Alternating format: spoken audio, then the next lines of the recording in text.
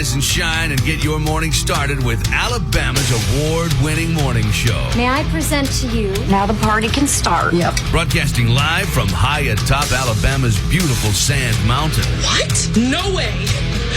Are you being serious right now? Don't just sit there. What you need to do is turn it up. Please welcome your hosts, Barry. You can dodge a wrench, you can dodge a ball. He's hilarious and he's real and he tells it like it is. And Holly. Nobody puts baby in a corner. Will you tell me what this is? A second notice for 3 outstanding tickets. I don't remember getting a first notice. She's hilarious.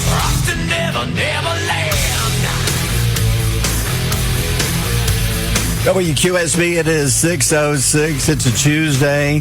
Welcome to a beautiful Tuesday here at WQSB. Little heads up, the humidity is back, heat index, it started yesterday. It's not as bad as last week, which is like not saying much, like it don't fire doesn't. It's not going to feel any different. It's going to be hot. It's hot. It's hot. Heat index 98 to 100 today. So just July weather. Slight chance of a shower, thunderstorm. And we've had a lot of rain over the past week. It doesn't rain long, but there's at least a 20 to 30% chance of a spotty pop-up shower thunderstorm today. And by the weekend, there's a better chance of rain. Just normal summer weather. It is. It's a kind of weather you could go outside without your clothes on because it's Nude Recreation Week. Did you know that? No, but I'll celebrate. I have no idea. My neighbors are going to love it. I know. I hope they're listening. Yeah, well, they've got to go first, though. No. Honestly, it is officially Nude Recreation Week. Who started this? I've never seen anybody celebrate this. I haven't either. If I walked outside like with my girls and we're just like, oh, let's take an afternoon walk, and I saw my neighbors all naked, I would think that we were transported into some kind of weird alternate universe. Like you're in some weird movie where everybody does it. Oh my gosh, speaking about movies, I had the weirdest dream last night. I was watching so many murder documentaries before I went to bed. Oh, it's always good to make you sleep better. Yeah, I know. It really does scare me. But I had a dream. Do you remember the movie Django? Django. I don't remember that. It had Leonardo DiCaprio in it as like this slave owner, and I had a dream that I was the slave. I know. To him? No, well, yeah, which wouldn't have been so bad, but he was really mean. Oh. I know. It was scary. Really? Yeah. You don't remember that? I don't think I've seen that one. Jamie Foxx in it. I think Christina Ricci. I don't think I ever saw that one. You're missing out, man. Yeah, so you had a dream about it.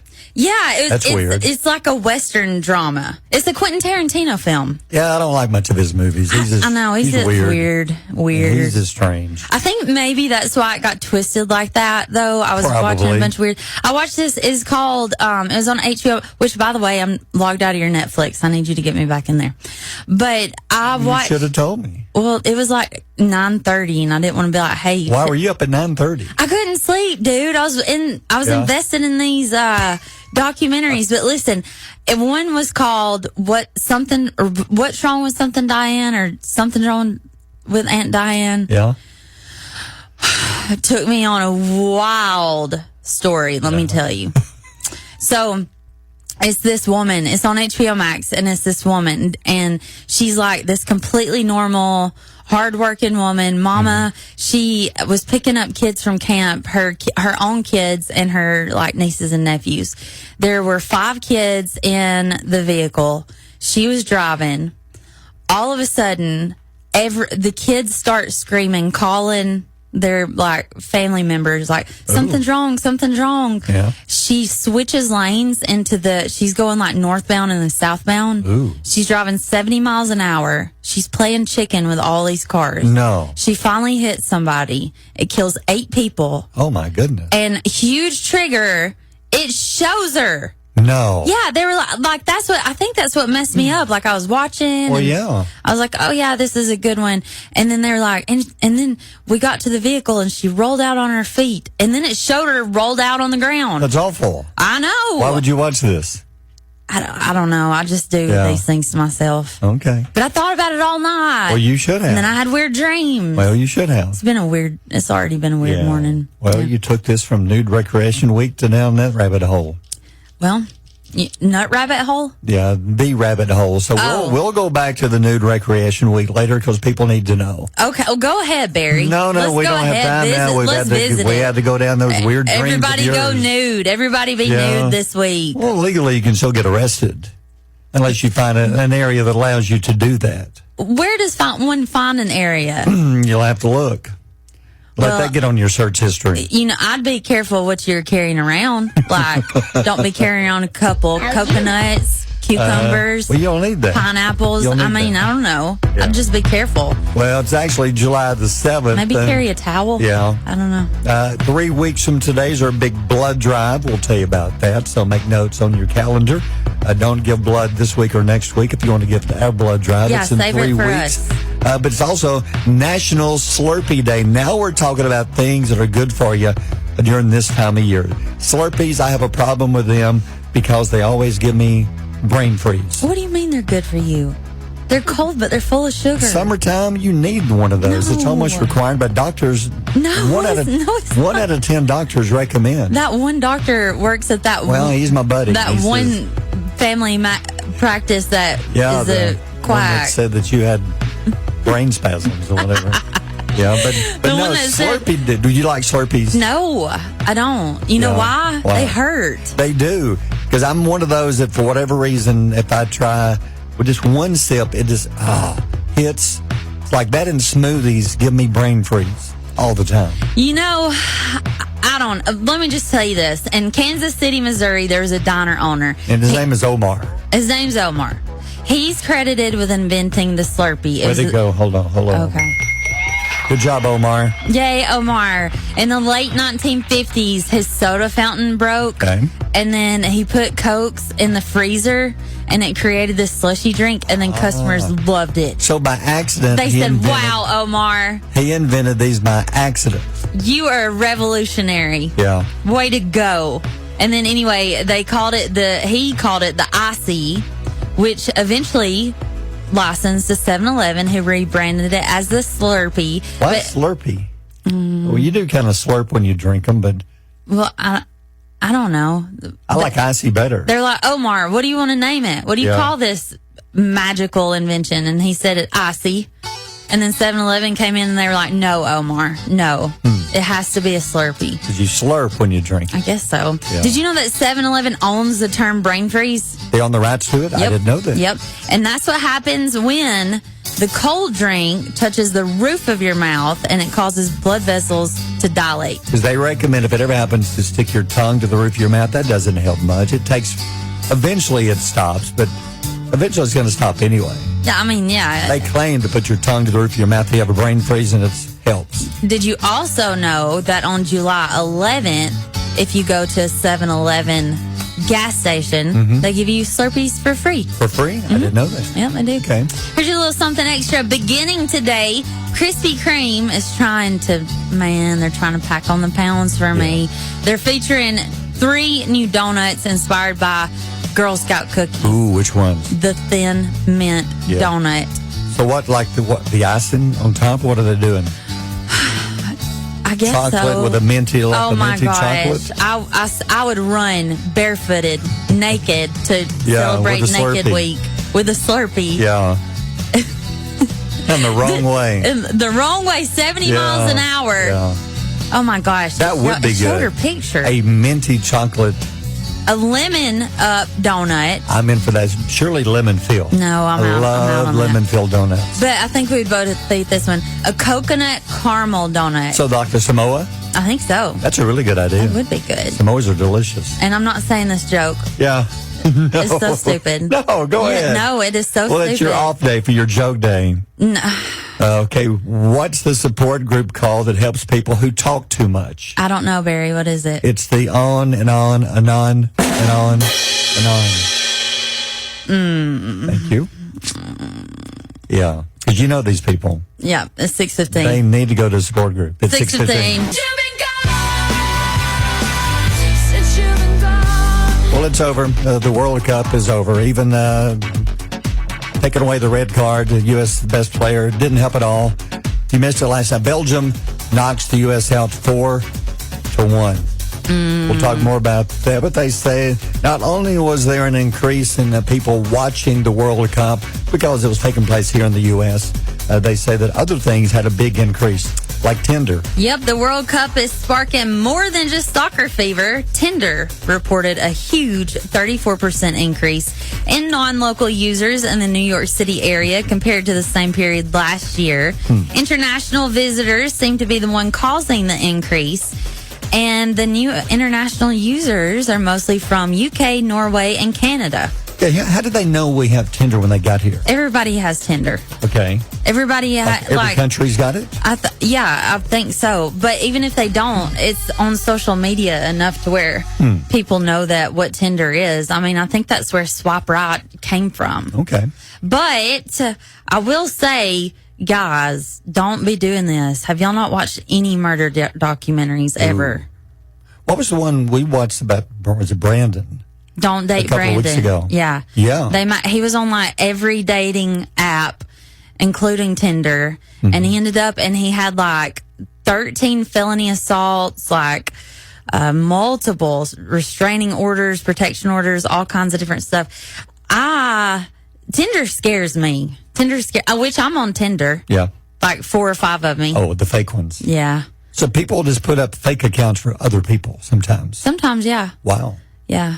But I'm obviously not on real Tinder, but you can, like, I guess if you want to do it the safe way, I guess make sure that they're verified, because all you have to do is like show your face, your real face, in like a real time camera. Yeah. And Tinder will verify you, I think. But, I mean, this is good for people that are safe, just wanting to date, but I don't think Tinder's for dating. Yeah. Like these other, it's funny because people from other countries came to the U.S., and one of the first things they did was download Tinder. 34% increase in people getting on Tinder in the New York City area. This is one city. I wonder how many of these women were married. Makes you wonder. Mm-hmm. Yeah. I don't know. So a huge increase for the World Cup. So they're here not just to watch soccer, but to hook up.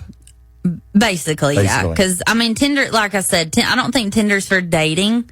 I mean, I'm sure there's Tinder love stories. Yeah. But I think Tinder's more for a couple night thing. Could be. Yeah, I don't know. Are you telling me that you built a time machine? Roads?